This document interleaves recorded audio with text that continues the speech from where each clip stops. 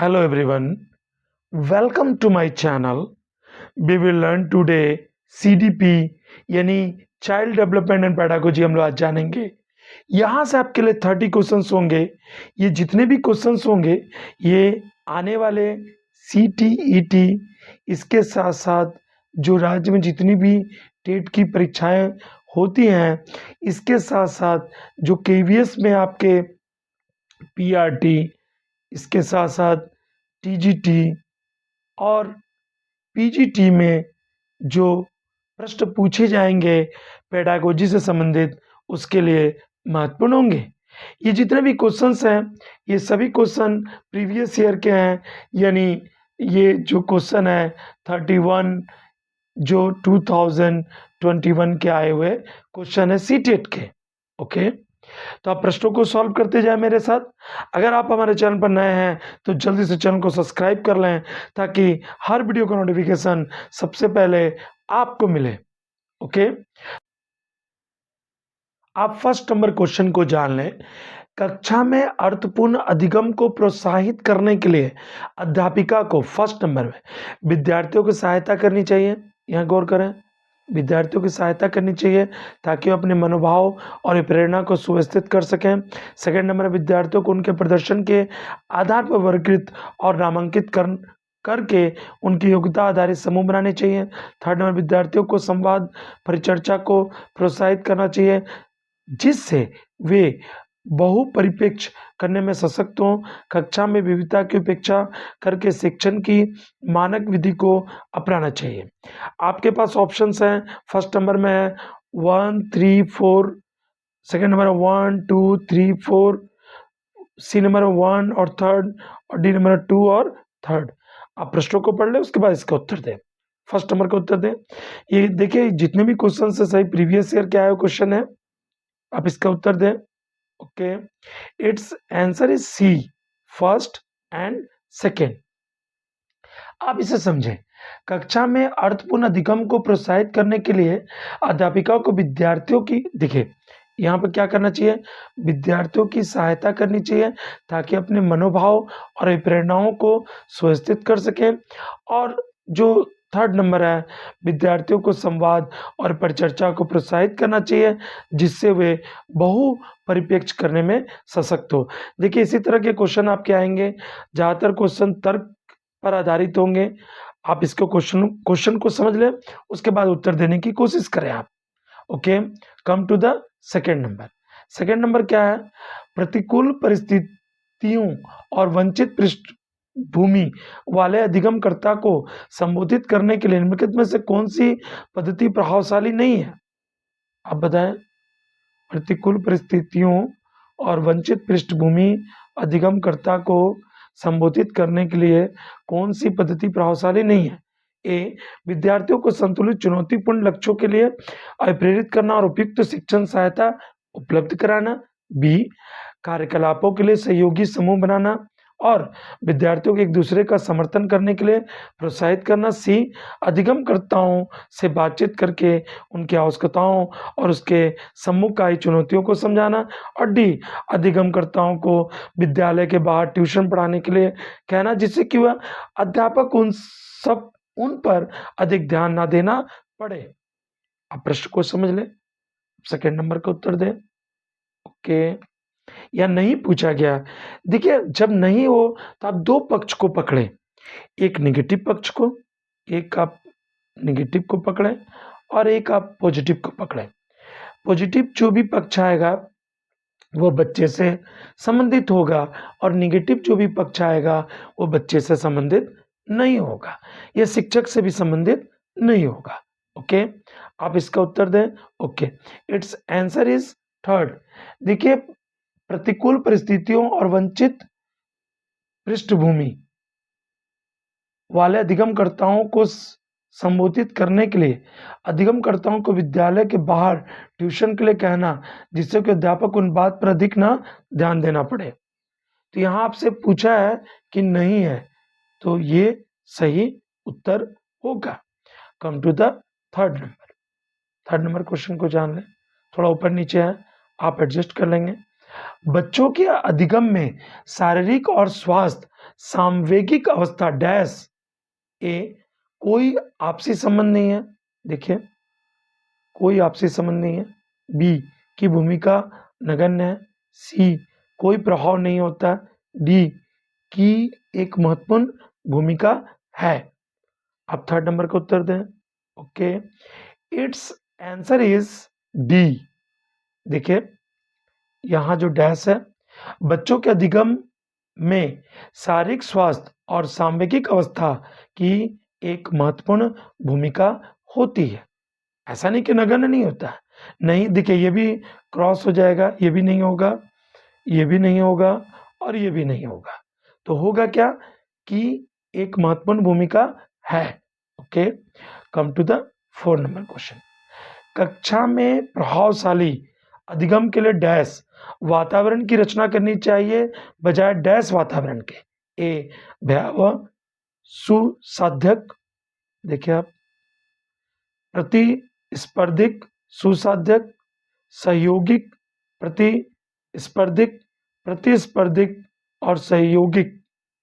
अब बताइए 4 नंबर का आप उत्तर दें, इसका सही उत्तर क्या होगा।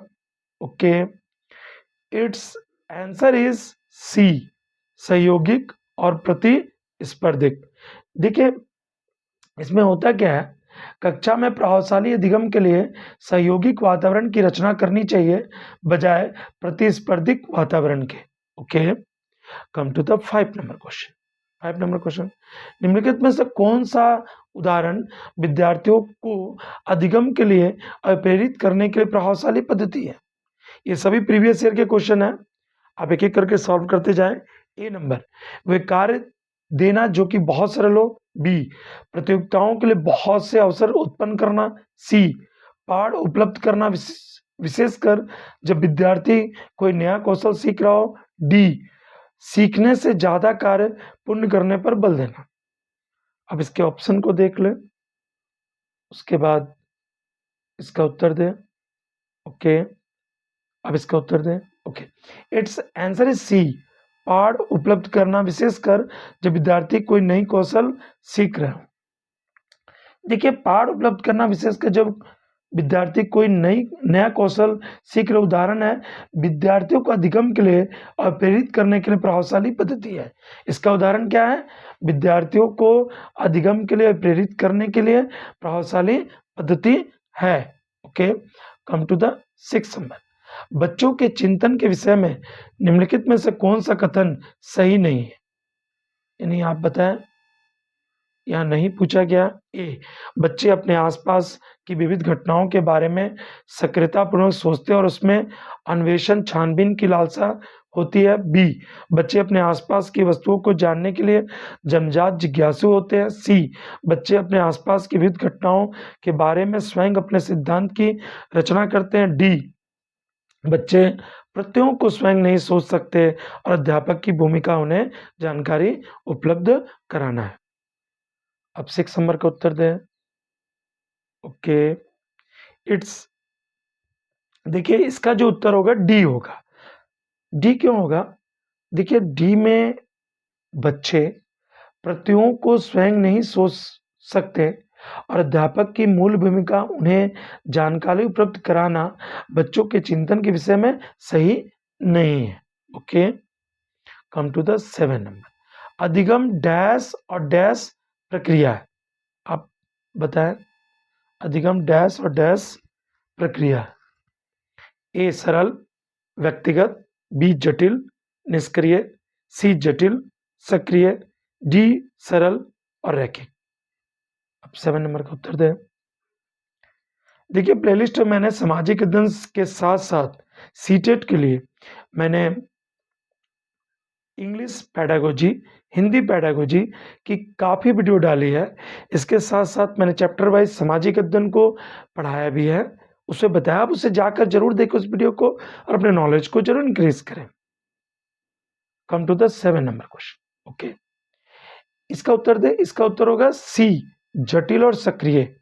यानी यहाँ क्या हो जाएगा, जटिल, और यहाँ क्या हो जाएगा, सक्रिय। अधिगम एक जटिल और सक्रिय प्रक्रिया है, इसे आप समझ लें। अधिगम एक जटिल और सक्रिय प्रक्रिया है क्योंकि बच्चे अधिगम के लिए शारीरिक, मानसिक या दोनों प्रकार के क्रियाकलाप करते हैं, जिससे वो नए अनुभवों को सीखने के लिए मस्तिष्क और सक्रिय होना आवश्यक है, अन्यथा अधिगम संभव नहीं होगा। Come to the 8 number question को आप समझे।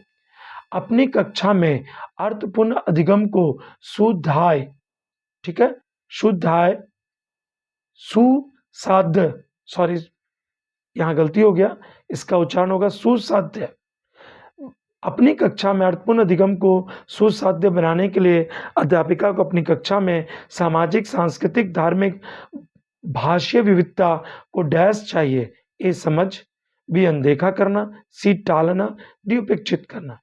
अब बताएं, प्रश्नों को यहाँ सुसाध्य होगा, यहाँ पर आप गौर कर लें, ऑप्शंस को पढ़ लें, उसके बाद इसका उत्तर दें। ओके, इट्स आंसर इज ए समझ। देखिए, अपनी कक्षा में अर्थपूर्ण अधिगम को सुसाध्य बनाने के लिए अध्यापिका को अपनी कक्षा में सामाजिक, सांस्कृतिक, धार्मिक, भाषीय विविधता को समझाना चाहिए। Come to the 9 number. Dash, sorry यहाँ डैश पहले नहीं है, एक डैश कक्षा में अध्यापिका अपनी शिक्षा शास्त्र व आकलन की विधियों को विद्यार्थियों की व्यक्तिगत जरूरतों के अनुसार परिवर्तित करती है। ए पाठ्यपुस्तक केंद्रित, बी व्यवहारवादी, सी अध्यापक केंद्रित, डी प्रगतिशील। अब बताएं, यहाँ आपको डैश भरनी है, ठीक है, 9 नंबर का आप उत्तर दें। Okay, it's answer is D, यानी डी। एक प्रगतिशील कक्षा में अध्यापिका अपनी शिक्षा शास्त्र व आकलन की विविध विधियों को विद्यार्थियों की व्यक्तिगत जरूरतों के अनुसार परिवर्तित करती है। Okay, come to the 10 number.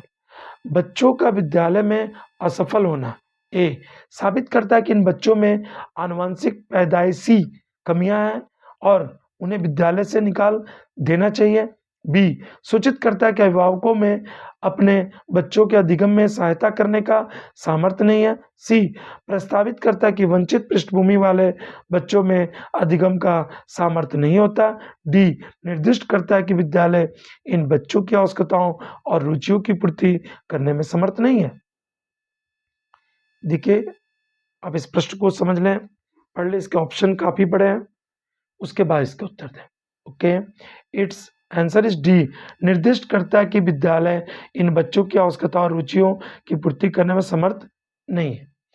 अब आप इसे समझें, बच्चों को विद्यालय में असफल होना निर्दिष्ट करता है कि विद्यालय इन बच्चों की आवश्यकताओं और रुचियों की पूर्ति करने में समर्थ नहीं है, ठीक है, या नहीं पूछा गया और प्रश्न पूछा गया असफल होना। Come to the 11 number. समूह में एक दूसरे को पढ़ाने और सहायता करने से ए बच्चों का ध्यान भंग हो सकता है और यह एक प्रभावशाली शैक्षिक पद्धति नहीं है। बी बच्चों में प्रतिस्पर्धात्मक प्रवृत्ति उत्पन्न होती है जो कि विद्यालय में विघ्न, रुकावट पैदा करती है। सी बच्चे स्वयं की चिंतन प्रक्रिया पर आपेक्ष कर सकते हैं और संज्ञानात्मक क्रियाकलाप के उच्च स्तर पर पहुंच सकते हैं। डी बच्चों में भ्रांति उत्पन्न हो सकती है जो उनके अधिगम में हस्तक्षेप करती है। ओके, अब बताएं, 11 नंबर का आप उत्तर दें। Okay, it's answer is C. देखिए, यहां सी जो होगा उसे आप समझ लें। समूह में एक दूसरे को पढ़ाने और सहायता करने से बच्चे स्वयं की चिंतन प्रक्रिया पर आपेक्ष कर सकते हैं और संज्ञानात्मक क्रियाकलाप को उच्च स्तर पर पहुंच सकते हैं। Okay, come to the 12 number question. बच्चों के सामाजिककरण में विद्यालय डैश एक प्राथमिक कारक है, बी द्वितीय कारक है, सी की कोई भूमिका नहीं है, डी की बहुत कम भूमिका है। अब बताएं, 12 नंबर का आप उत्तर दें। Okay, it's answer is B, द्वितीय कारक है। तो यहां पर आप समझें 12 नंबर को, बच्चों के समाजीकरण में विद्यालय द्वितीय कारक। तो आप बताएं हमें प्रथम कारक कौन है? तो प्रथम कारक जो होता है वो होता है परिवार। यानी परिवार जो होता है वो कौन होता है? प्रथम कारक होता है। ओके, आप 30 नंबर क्वेश्चन को जान लें। 30 नंबर क्वेश्चन क्या कह रहा है? निम्नलिखित में से किस मनोवैज्ञानिक ने प्रस्तावित किया कि बच्चों का चिंतन गुणात्मक रूप से वयस्कों की अपेक्षा अलग है? A Howard Gardner, B Lawrence Kohlberg, C Jean पियाजे, डी लेव वाई गोत्स्की। अब 30 नंबर का उत्तर दें। Okay, it's answer is B Lawrence Kohlberg. Come to the 40 number. विकास के विषय में निम्नलिखित में से कौन सा कथन सही है? ए विकास सुरुचिपूर्ण सुव्यवस्थित समूह की अवस्थाओं में पूर्व निश्चित अनुवांशिक घटकों के कारण होता है। बी विकास एक सरल और एक दिशीय प्रक्रिया है। सी बच्चों के विकास की बहुत सी सांस्कृतिक विविधताएं होती है। डी संसार में सही बच्चों का विकास एक ही क्रम में और सुनिश्चित समय से होता है। आप बताएं, 40 नंबर का आप उत्तर दें। Okay, it's answer is C. देखिए, बच्चों के विकास में बहुत सी सांस्कृतिक विविधताएं होती हैं। ठीक है, विकास में क्या होता है? बहुत सी सांस्कृतिक विकास के विषय में बच्चों के विकास में बहुत सी सांस्कृतिक विविधताएं होती हैं। Come to the 50 number. निम्नलिखित में से मध्य बाल्यावस्था की अवधि का प्रमुख प्रमाण कौन सा है? आपसे पूछा जा रहा है मध्य बाल्यावस्था। ए पेशीय कौशल और समग्र शारीरिक वृद्धि का तेजी से विकास। बी वैज्ञानिक तर्क अमूर्त रूप से सोचने की क्षमता का विकास।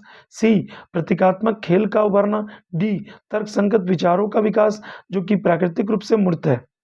आप 50 नंबर का उत्तर दें। Okay, it's answer is D तर्क संगत विचारों का विकास जो कि प्राकृतिक रूप से मूर्त है। मध्य बाल्यावस्था की अवधि में मुख्य प्रमाण चिन्ह तर्क संगत विचारों का विकास है जो कि प्राकृतिक रूप से मूर्त है। Come to the 60 number. Jean पियाजे के अनुसार बच्चे अमूर्त संक्रियात्मक अवस्था में ए संरक्षण वर्गीकरण व श्रेणीबद्ध करने में सक्षम नहीं है। बी प्रतीकात्मक और सांकेतिक खेलों में भाग लेना प्रारंभ करते हैं। सी परिकल्पित निगमनात्मक तर्क और प्रतिगप्ति चिंतन करने में समर्थ हैं। डी केंद्रीकरण और अनुत्क्रमणीय सोच से आबद्ध है। आप जीन पियाजे के बारे में पढ़े होंगे। आप 60 नंबर का उत्तर दें। Okay, it's answer is C परिकल्पित निगमनात्मक तर्क और प्रतिगप्ति चिंतन करने में समर्थ है। देखिए, जीन पियाजे के अनुसार जो अमूर्त संक्रियात्मक वो कब से कब तक होती है? 7 से 12। ये कब से कब तक चलती है? 7 वर्ष से लेकर 12 वर्ष तक। ठीक है, इस अवस्था में बच्चों का अतार्किक चिंतन संक्रियात्मक विचारों के स्थान ले लेता है। इसमें क्या बच्चे ऐड करना यानी ऐड, ठीक है, यानी जोड़ना, उसके बाद सबस्ट्रैक्ट यानी घटाना, उसके बाद मल्टीप्लाई यानी गुना करना, इसके साथ साथ डिवाइड, ठीक है, डिवाइड करना, ये सब बच्चे सीख जाते हैं। अतः इस अवस्था में परिकल्पित निगमनात्मक तर्क और प्रतीक्षात्मक चिंतन करने में समर्थ है। Okay okay okay, come to the 17 number. 17 number प्रश्न को आप जान लें। लॉरेंस कॉलबर्ग के नैतिक विकास के सिद्धांत के अनुसार व्यक्ति किस अवस्था में है जब वह विश्वास करता है कि वर्तमान सामाजिक प्रणाली को सक्रियता पूर्वक बनाए रखने से धनात्मक मानवीय संबंध और सामाजिक वर्ग सुरक्षित रहता है। ये यांत्रिक उद्देश्य अभिविन्यास, ठीक है, ये तो हो गया। इसके साथ साथ यहाँ पर जो ऑप्शंस हैं कुछ मिस हो गए हैं, मैं उसे लिख दे रहा हूँ। यानी बी नंबर में क्या होगा, यहाँ देखिए सार्वभौमिक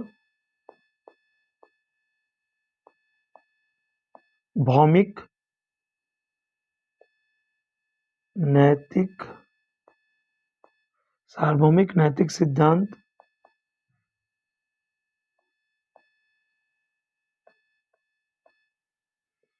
सी नंबर में होगा दंड और आज्ञा पालन, दंड और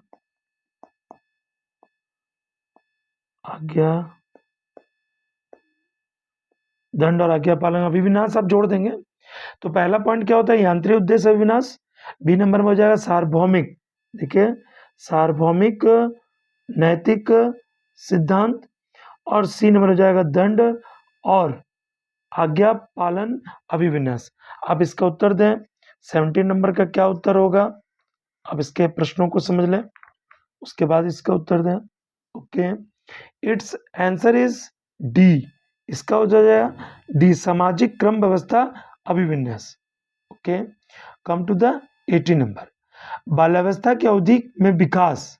अब आपको बतानी है कि बाल्यावस्था की अवधि में विकास ए में केवल परिणात्मक परिवर्तन होते हैं, बी अनियमित और असंबद्ध होता है, सी धीमी गति से होता है और उसे मापा नहीं जा सकता, डी बहुस्तरीय और मिश्रित होता है। आप 18 नंबर का उत्तर दें। Okay, it's answer is D, बहुस्तरीय और मिश्रित होता है। 18 नंबर क्या, बाल्यावस्था की अवधि में विकास बहुस्तरीय और मिश्रित होता है। कम टू द 19 नंबर, निकटस्थ विकास का क्षेत्र क्या है। ए वह प्रक्रिया जिसमें शुरू में विभिन्न समझ वाले दो व्यक्ति समान समझ पर पहुंचते हैं। बी वह प्रक्रिया जिसमें बच्चे समाज के वयस्क सदस्यों द्वारा निर्धारित विधि से कार्य करते हैं। सी बच्चों के वर्तमान स्तर पर स्वतंत्र प्रदर्शन और वयस्क व अधिक कौशल वाले समकक्षीय की सहायता से बच्चे द्वारा उपार्जित किए जाने वाले प्रदर्शन का मध्य क्षेत्र। डी विभिन्न प्रकार के कार्य जो कि अपनी आयु के अनुसार बच्चों को करने चाहिए परंतु वह नहीं कर सकते। अब 19 नंबर का उत्तर दें, इसका सही उत्तर क्या होगा। Okay, it's answer is C, बच्चों के वर्तमान स्तर पर स्वतंत्र प्रदर्शन और वयस्क और अधिक कौशल वाले समकक्षों की सहायता से बच्चे द्वारा उपार्जित किए जाने वाले प्रदर्शन के मध्य का क्षेत्र, इसे हम लोग निकटस्थ विकास का क्षेत्र कहते हैं। ओके, यानी निकटस्थ विकास का क्षेत्र बच्चों के वर्तमान स्तर पर स्वतंत्र प्रदर्शन और वयस्क व अधिक कौशल वाले समकक्षों की सहायता से बच्चों द्वारा उपार्जित किए जाने वाले प्रदर्शन के मध्य का क्षेत्र होता है। Come to the 20 number question को आप जाने। एक प्रगतिशील कक्षा में शिक्षण अधिगम प्रक्रिया के दौरान अधिगमकर्ताओं का मूल्यांकन ए अभिभावकों को प्रतिपुष्टि देने के प्रयोजन से बेहद सफल, कम सफल, असफल विद्यार्थियों को पहचानने में सहायक होता है। बी बेहद महत्वपूर्ण है क्योंकि ये बच्चों की समझ की जानकारी देता है और अध्यापिका को अपने शिक्षा शास्त्र पर विचारने में सहायक होता है। सी बच्चों के अधिगम में सहायक नहीं है। डी बच्चों की अधिगम प्रक्रिया में रुकावट उत्पन्न करता है। आप प्रगतिशील शिक्षा अपनी सीटेट की पुस्तकों में पढ़े होंगे, पेडागोजी में।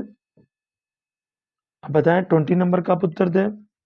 Okay, it's answer is B, बेहद महत्वपूर्ण है क्योंकि बच्चों की समझ की जानकारी देता है और अध्यापिका को अपने शिक्षा शास्त्र पर विचारने में सहायक होता है। यानी एक प्रगतिशील कक्षा में शिक्षण अधिगम प्रक्रिया के दौरान अधिगमकर्ताओं का मूल्यांकन बेहद महत्वपूर्ण है क्योंकि तो मैंने बता ही दिया, बी नंबर ऑप्शन होगा। Come to the 21 number, Howard Gardner के बहुबुद्धि सिद्धांत के अनुसार निम्नलिखित में से कौन सा जोड़ा बुद्धि के प्रकार के अंत स्थिति के अनुपालन संभावना के अनुसार सही है। बुद्धि के प्रकार देखिए यहां दिया हुआ, बुद्धि के प्रकार, अंत स्थिति, अनुपालन, संभावना। ए नंबर है भाषिक मूर्तिकार, बी शारीरिक गति संवेदना। अब गौर करते जाएं, शारीरिक गति और संवेदना में खिलाड़ी, स्थानिक में मनोवैज्ञानिक और अंतर व्यक्तित्व में विक्रेता। आप 21 नंबर का उत्तर दें।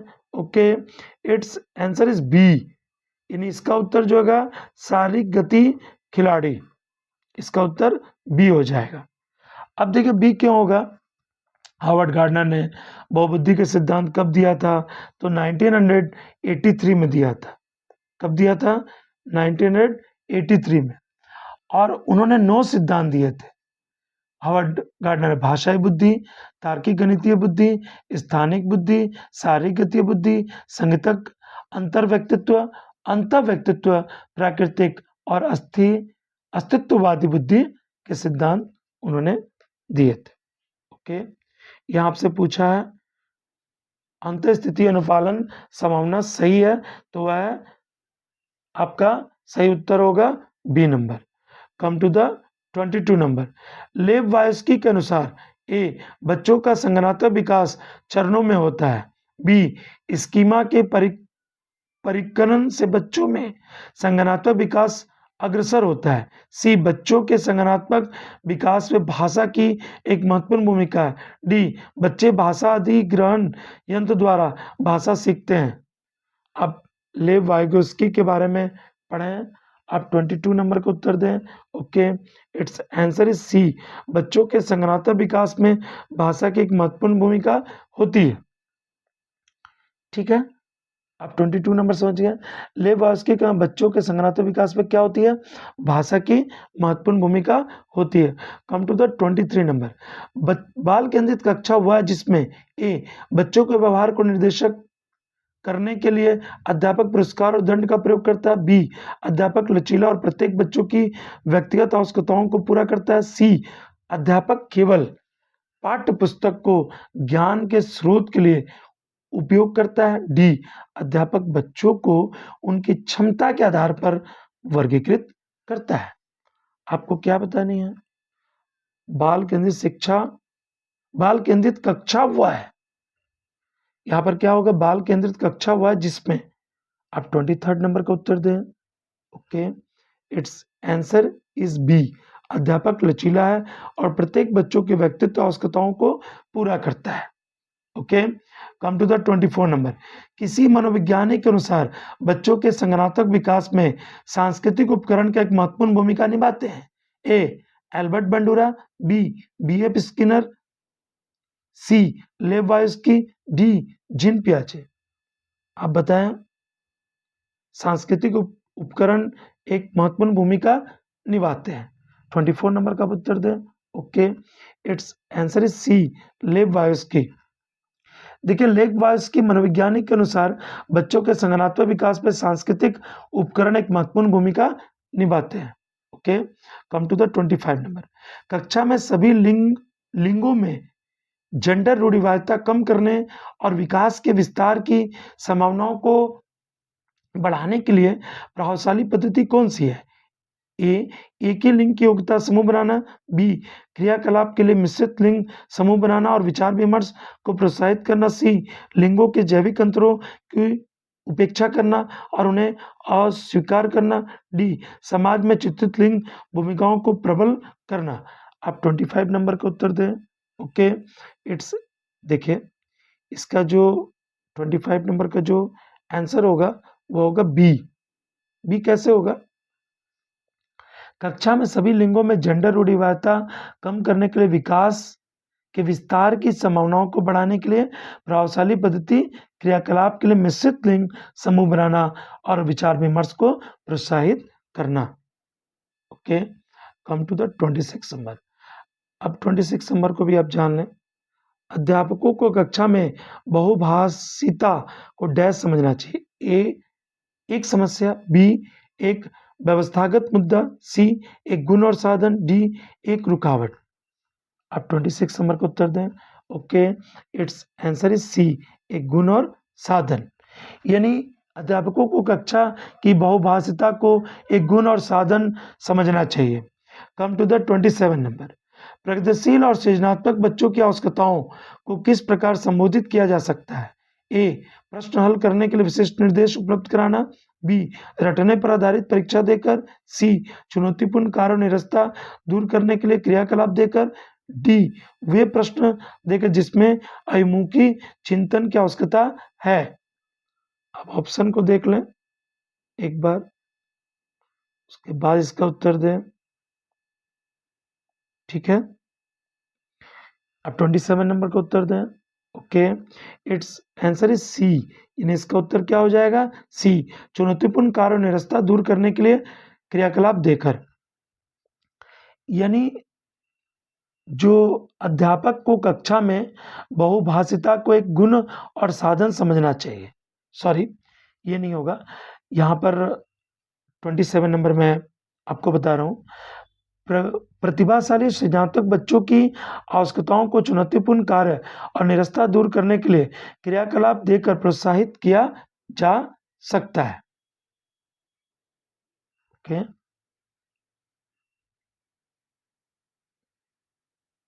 आप 28 नंबर क्वेश्चन को जान लें। पठन वैकल्प बच्चों की पहचान किस प्रकार की जा सकती है? ए, उनके पढ़ने और लिखने की कौशलता के विश्लेषण से। बी, उनके जटिल और उच्च स्तरीय समस्याओं को हल करने की क्षमता का आकलन करके। सी, उनके सामाजिक और सांस्कृतिक संदर्भ को जानकर। डी, पूर्ण शारीरिक स्वास्थ्य परीक्षण द्वारा। अब 28 नंबर का उत्तर दें। Okay, it's answer is A, उनके पठन और लिखने की कौशलता विश्लेषण से। Okay, come to the 29 number. आंशिक दृष्टि वाले विद्यार्थियों के लिए निम्नलिखित में से कौन सी अधिगम सामग्री उपयुक्त नहीं है? आपसे दृष्टि वाले विद्यार्थी पूछे गए हैं, यानी दिव्यांग बच्चे हैं। ए, बोलती पुस्तकें, स्पर्शीय सूचना पट। बी, छोटी मुद्रा वाली कार्यशीट। सी, बड़े आकार की मुद्रित पुस्तकें। डी, त्रिविमीय नक्शे और चार्ट। अब 29 नंबर का उत्तर दें। Okay, it's answer is B. देखिए, आंशिक दृष्टि वाले विद्यार्थियों के लिए छोटी मुद्रा और कार्यशीट जैसी अधिगम सामग्री उपयुक्त नहीं है। कम टू द 30 नंबर और लास्ट नंबर क्वेश्चन है। समावेशी शिक्षा के पीछे अंतर्निहित विचार है। ए, अलग अलग अक्षमताओं वाले बच्चों के लिए, इसे भी आप गौर करेंगे, अलग अलग अक्षमताओं वाले बच्चों के लिए विशिष्ट शैक्षिक संस्थाओं का प्रावधान करना। बी, दार्शनिकता की सभी बच्चों को नियमित विद्यालय में समान शिक्षा पाने का अधिकार है। सी, बच्चों को उनकी योग्यता के आधार पर पृथक करना और व्यावसायिक प्रशिक्षण का प्रबंध करना। डी, बच्चों की अक्षमताओं के आधार पर उनकी सीमाओं की पहचान करने के लिए, यहाँ भी गौर करें, और है नामांकित करना। बताएं, समावेशी शिक्षा के पीछे अंतर्हित विचार है। Okay, it's answer is B, दार्शनिकता के सही बच्चों को नियमित विद्यालय में समान शिक्षा पाने का अधिकार है। देखिए, दार्शनिकता के सही बच्चों को नियमित विद्यालय में समान शिक्षा पाने का अधिकार है। समावेशी शिक्षा के पीछे अंतर्निहित विचार यही है। ओके, आपने 30 क्वेश्चंस कंप्लीट कर ली। यदि आपको वीडियो पसंद आया तो अपने दोस्तों के साथ शेयर करें, वीडियो लाइक करना ना भूलें। वीडियो देखने के लिए धन्यवाद।